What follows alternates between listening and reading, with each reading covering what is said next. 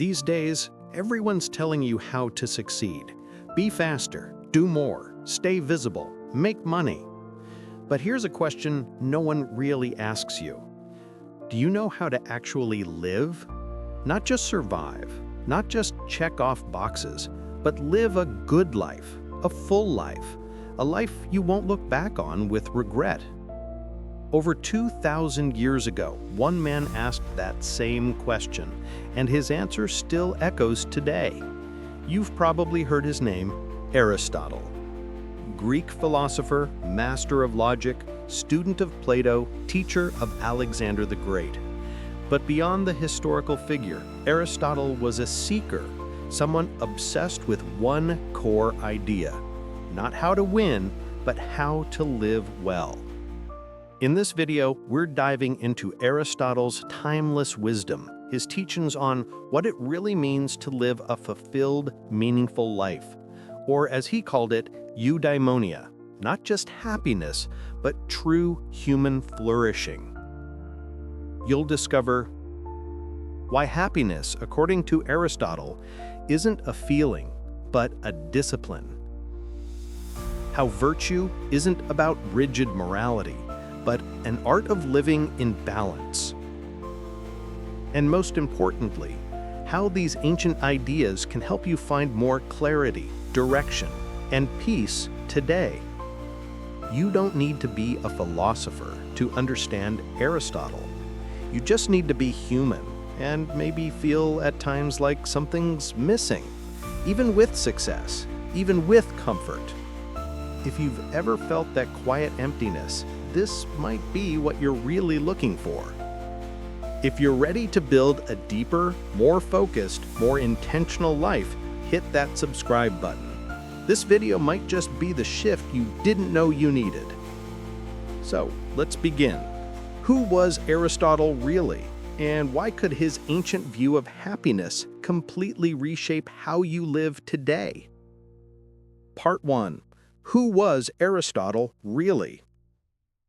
Picture this, a 17-year-old boy walking through the stone pathways of Plato's academy in ancient Athens, eyes sharp, mind curious, already asking questions no one around him dares to voice. That boy is Aristotle, the son of a royal physician, raised with a deep fascination for life itself, for nature, logic, and above all, human nature. He doesn't just want to learn, he wants to understand what makes us who we are. For nearly 20 years, Aristotle studies under Plato, the greatest thinker of the time. But he's no passive disciple. Where Plato talks of ideal forms and perfect worlds, Aristotle insists on the real. He's not satisfied with theory. He wants to observe, to dissect, to question the world as it is, not as it should be. That's the essence of Aristotle, not a dreamer, but a thinker grounded in reality. A biologist, a logician, a philosopher of what's tangible, testable, and true. He brings structure to thought, clarity to chaos. He's not chasing mystery, he's chasing understanding.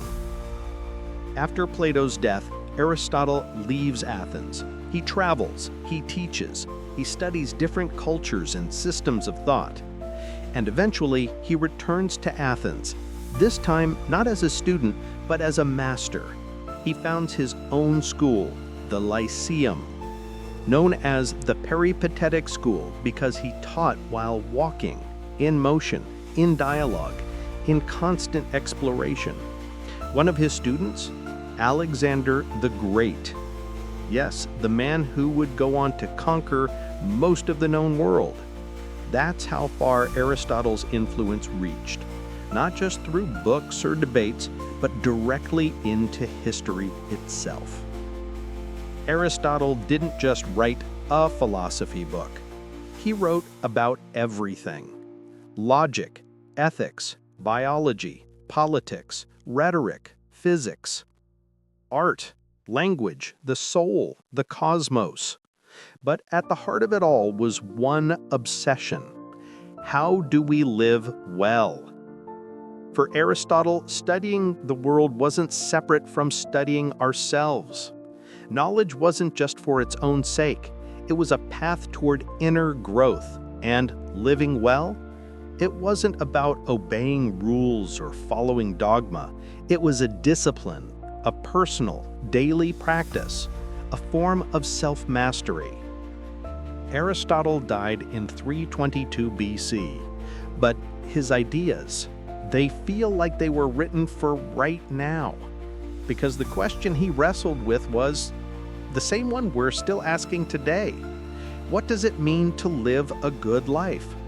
And his answer? It's not a motivational quote. It's not about quick happiness. It's a single word, ancient and powerful. Eudaimonia, a concept we're about to explore, and one that might completely shift how you think about success, purpose, and yourself. Part 2. What did Aristotle really mean by happiness? When you hear the word happiness, what comes to mind? A beach vacation? A dream home? The perfect relationship? Or maybe that rare moment when everything just clicks, when life feels peaceful and aligned. But what if I told you Aristotle had a completely different idea in mind? The central idea, eudaimonia. The word Aristotle used wasn't happiness, it was eudaimonia, a Greek term that doesn't quite translate. But think of it as a life fully realized through excellence and purpose. Not a fleeting emotion, not a dopamine hit, but a lasting state of fulfillment that comes from living with depth and integrity. It's not about feeling good, it's about becoming good. And that changes everything. Happiness isn't a feeling, it's a construction. Aristotle saw happiness not as something you chase, but as something you build, action by action, choice by choice. One of his most powerful lines, "Happiness is an activity of the soul in accordance with virtue," in Nicomachean Ethics. In simpler terms, you don't find happiness by chasing pleasure. You find it by becoming the kind of person you admire. Virtue is about balance, not extremes. At the core of Aristotle's philosophy is a beautiful principle. Virtue lies in the balance between excess and deficiency. He called it the doctrine of the mean. For example, courage is neither cowardice nor recklessness. Generosity is neither stinginess nor wastefulness. Confidence is neither insecurity nor arrogance. A good life, then, is about finding that sweet spot, that middle path. Not theoretically, not morally, but practically, personally, daily. Eudaimonia equals alignment plus virtue plus time. For Aristotle, living well means living in alignment with human nature. And what sets humans apart? Reason and the ability to choose virtue. So the recipe for a good life becomes think clearly, act rightly, contribute meaningfully to the world around you. It's not instant, it's not perfect, but over time it creates a life that actually feels whole, inside and out.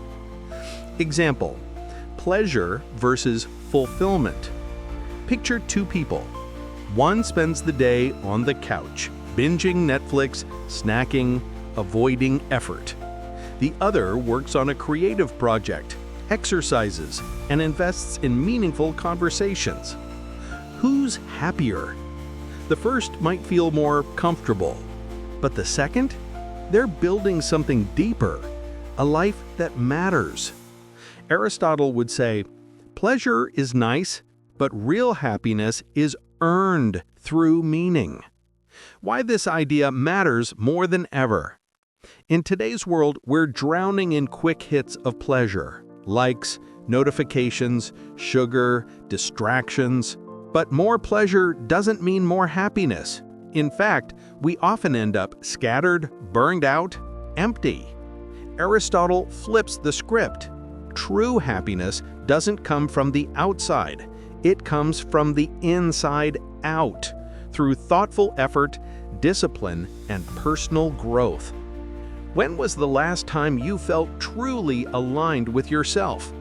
That quiet moment when you thought, yes, I'm doing what I'm meant to do. Share that moment in the comments. And if the idea of eudaimonia speaks to you, hit like, subscribe, and join me as we keep unpacking timeless wisdom for modern life. Now that we understand what Aristotle meant by a happy life, let's go deeper. Because for him, virtue wasn't just a concept, it was a daily discipline, a skill to train like a muscle. Part 3. The Golden Mean, the art of balance. In today's world, everything pushes us to extremes.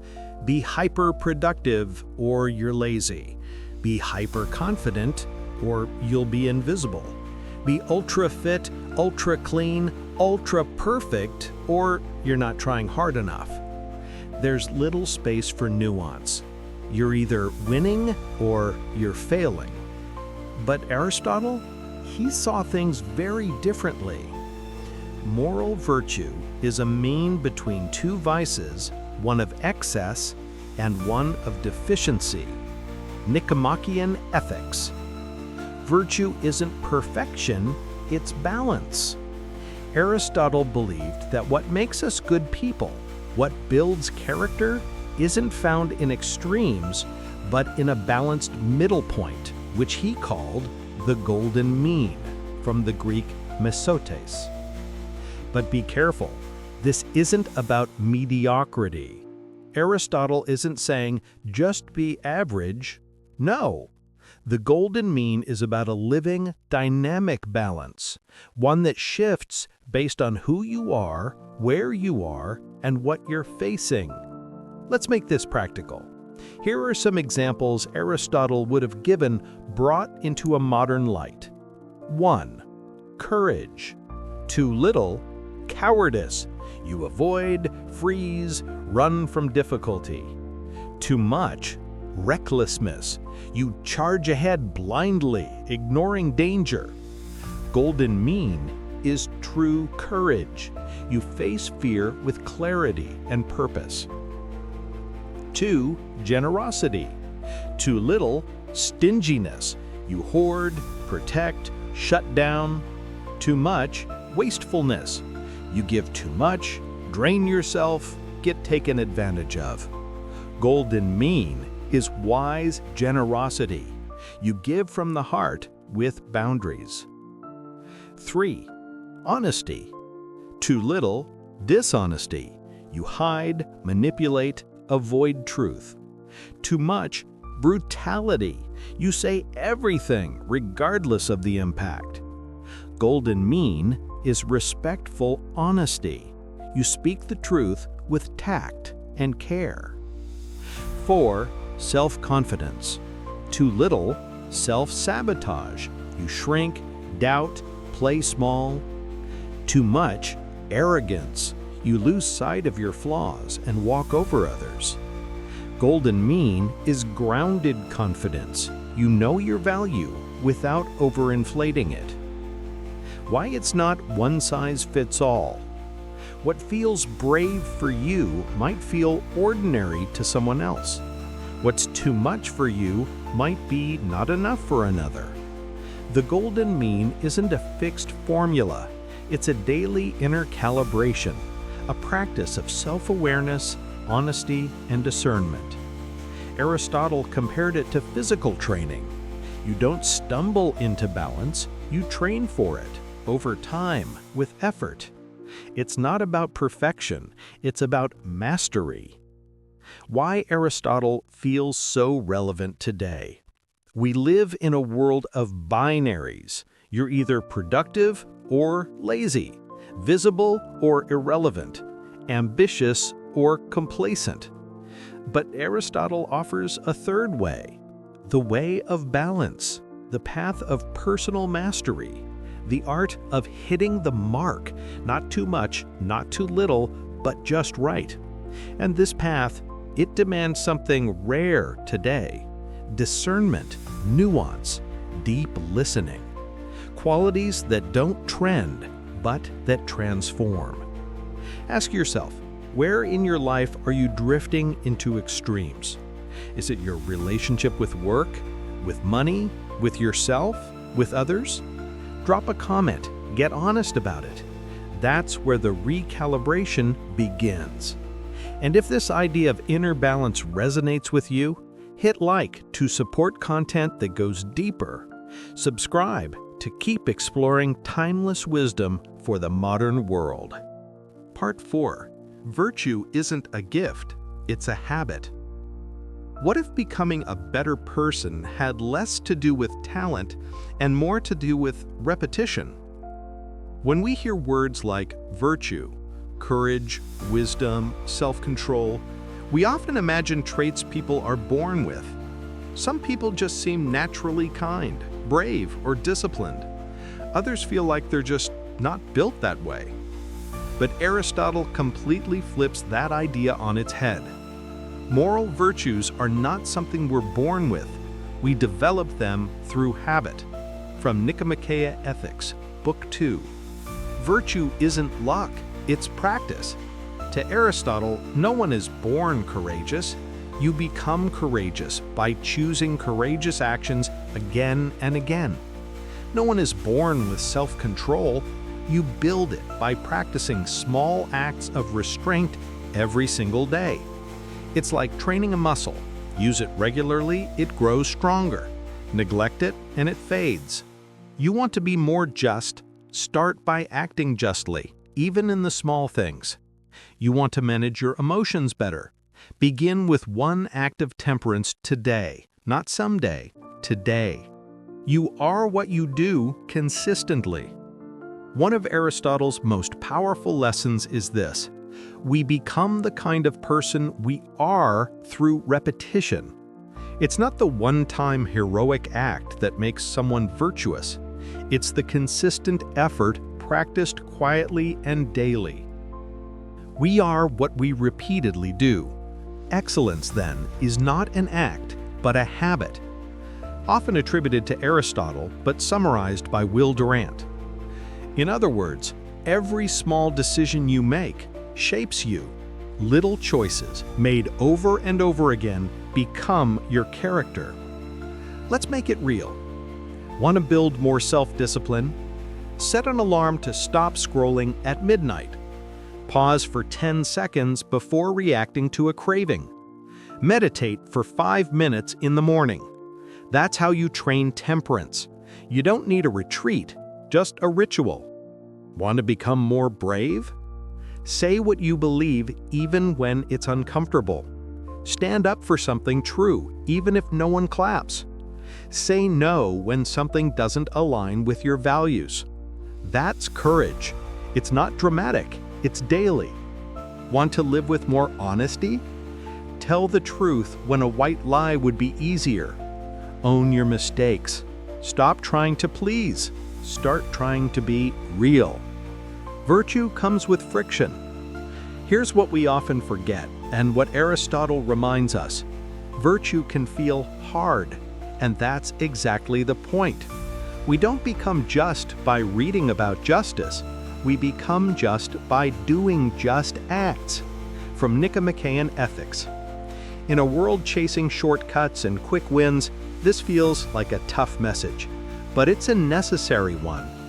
You won't become wise by watching 100 YouTube videos about wisdom. You become wise by making wise choices, especially when they're uncomfortable. Your turn, a small challenge. What's one small virtuous habit you could repeat daily to become the person you truly want to be?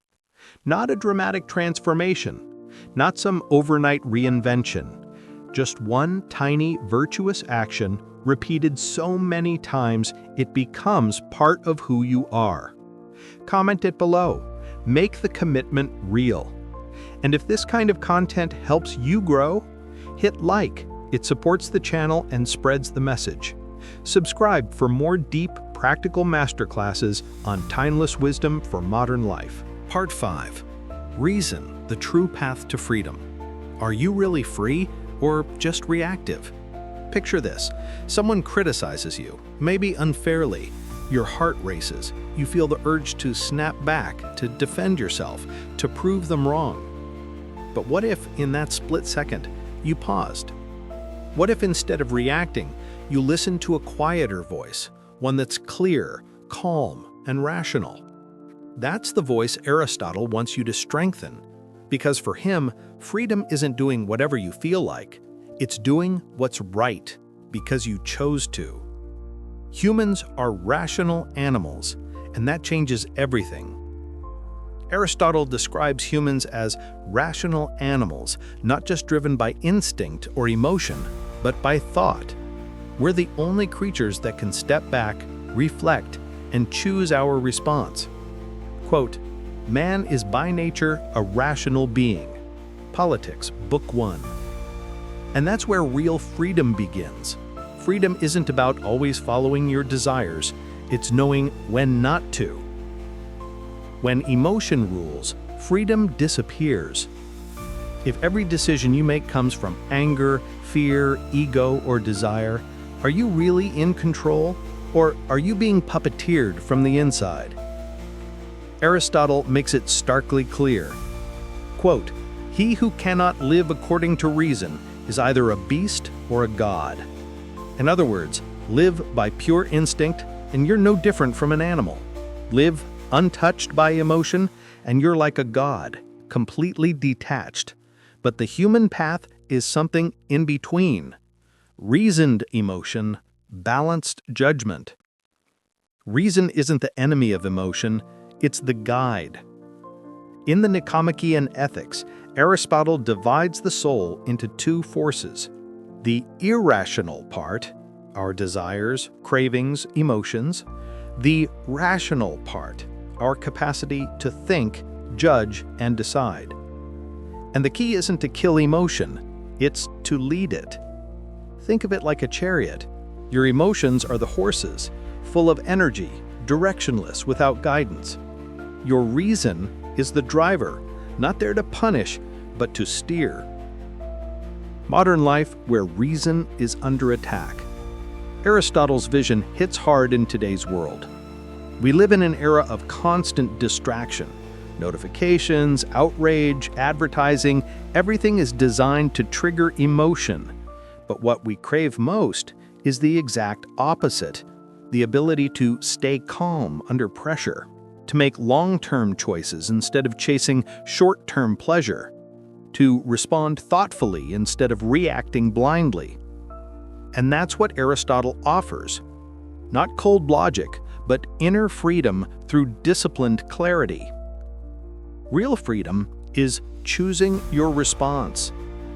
This kind of freedom isn't abstract or philosophical, it's practical. It shows up in small moments. Not snapping back during an argument, not scrolling mindlessly when you're anxious, not giving up when things get tough. It's choosing the harder path, the better path, because you know it's right. Reason doesn't mean becoming a robotic. Aristotle isn't asking you to become a machine. He's not anti-emotion. He's pro-emotion mastery. To reason for Aristotle is to feel more deeply, but with clarity, to love better, to act with purpose. It's not cold, it's intentional. Think of it not as a spreadsheet, but a moral compass. Your turn. Reflection time. Think back to the last time a strong emotion took over. What would your rational self have said if you'd given it a voice? Pause, rewind that moment in your mind. And now ask yourself, what could you have chosen instead? If you're up for it, drop it in the comments. Sometimes the simple act of reflection or writing it down is the first step to clarity. And if you want more content like this, practical philosophy for real life, like the video, subscribe for deeper dives, and above all, let reason lead, especially when your emotions shout the loudest. Conclusion: philosophy as a way of life.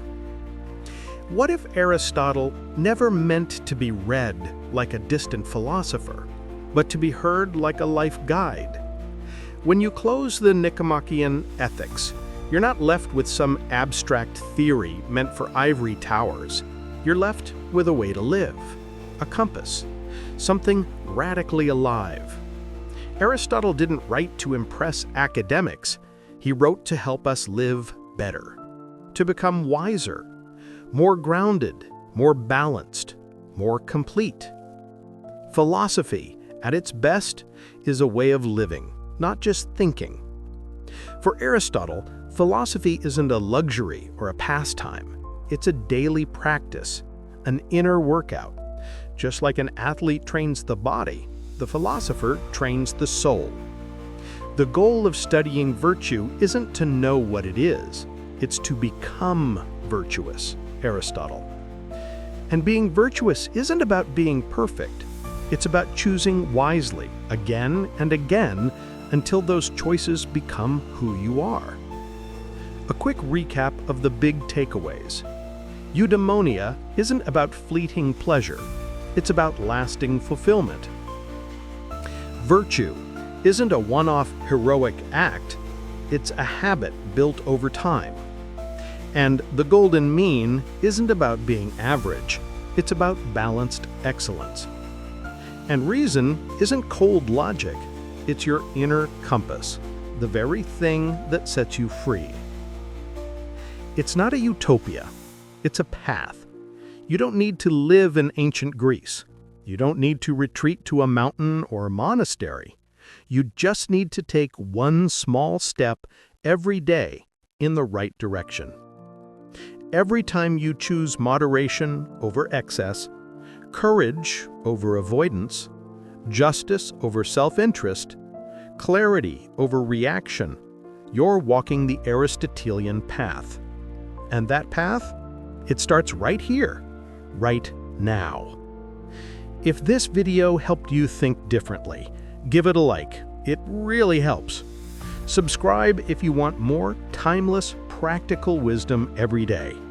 And share this with someone who, like you, is looking for more, not just comfort or productivity, but meaning.